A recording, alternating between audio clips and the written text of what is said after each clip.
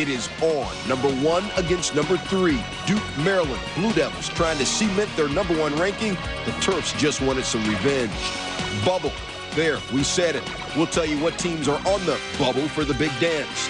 And in our Sunday conversation, Roger Clemens talks about what hat he'll be wearing to Cooperstown. Well, I'm obviously leaning real hard to the Yankee cap right now, and I think Mr. Steinbrenner knows that. What, you got a problem? You don't know what to watch? Not sure? Tell you what, try SportsCenter. We got it all next.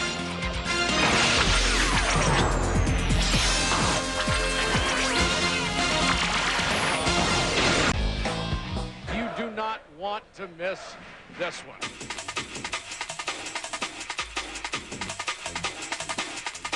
Most remarkable comeback I have ever seen.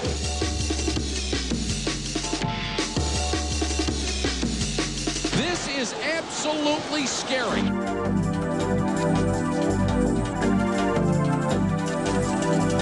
do not want to miss this one.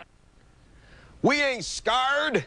It's Maryland's battle cry against Duke. Terps push Duke to the limit, winning 1 of 4 in last year's ridiculously good Quintology. Yeah, I made that word up. So what? This season, Terps looking for their first regular season ACC title since 1980. They've won 8 straight since Duke cracked them upside the head exactly a month ago. And then there's that Cole Fieldhouse thing. 6 number 1 teams have been upset at Cole, tied for the most in the nation. As one Terp grad told me before number 3 Maryland hosted number 1 Duke, we about to get up in there. Another word for a donkey. Duke, Maryland at Cole Fieldhouse for the last time. You know, Mike Dunleavy shoots 38.9% from three-point land, second best in the ACC. It did not show early on. Duke as a team shoots 37.2% from three-point land, second best in the ACC. It did not show early on. Later first half, Chris Wilcox about to big it up. Wilcox with a steal on the breakaway. Slams it home with both hands. 46-year-old Cole Fieldhouse was rocking. Still first half, Duke down 8. Daniel Ewing drives, dishes to Carlos Boozer.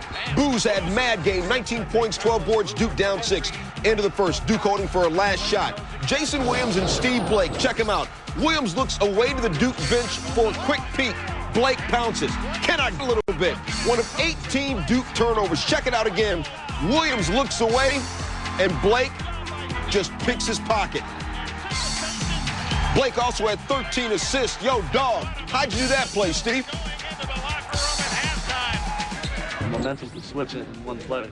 If they get a big shot, make a 3 at the last second or something, to change the whole momentum of the game. Instead we took it away from them and scored. Second half, Terps up 11. Juan Dixon. I say what you're scared to say. 17 points of 8 of 14 shooting. He only had 10 points and 2 of 10 shooting against Duke a month ago. Then Dante Jones drives, stripped naked by Blake. There he was, naked as a jaybird. I hollered up at Ethel. I said, don't look, Ethel. Terps on a 20-4 run. Later second half, Dunleavy makes the free throw. Wilcox, home run pass to Dixon. Terps went up by 25 points 3 times. But here come the Dukies. Kids took 33 three-point shots. Jason Williams, 3. Booyah! J. Will had 17 points. Then Williams with the steal, leads the break the other way, leaves the bounce pass for Ewing. Have some. Duke down 15. They got within 11 twice, but too much Terps. Off the inbounds, Blake to Wilcox. Holla! Wilcox, 23 points, 11 boards. Later second half, Duke down 19. Williams looking for Dunleavy and just throws it away. Said Mike Dunleavy afterwards, the team that should have won did win, and they won convincingly. To my boys, G. Narrett, Brad Fain, Scotty VP, JB, Terps in the house. Coach K watched his team hit only 50% of their foul shots. Terps win at 87-73. 14-point deficit suffered by Duke, their 5th largest ever as a number 1 team. Only North Carolina has handed Duke larger losses in school history when Duke was ranked number 1. Duke snaps a 4-game winning streak at Cole Fieldhouse and loses for only the 3rd time in 17 tries there.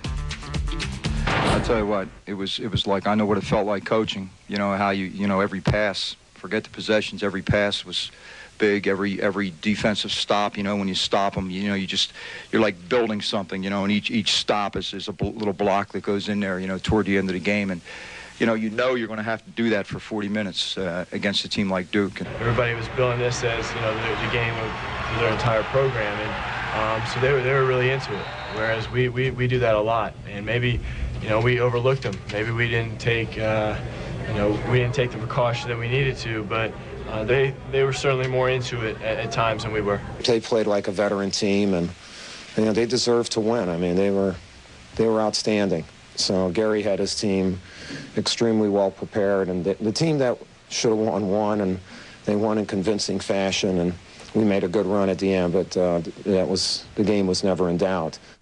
With Duke's loss, shake up at the top of the top 25. Kansas now the new #1 after Maryland's win. Jayhawks #1 in the poll for the first time since the end of the '97 season. Terps vault into #2, followed by Duke, who still received one first-place vote. Cincinnati and Oklahoma switch spots.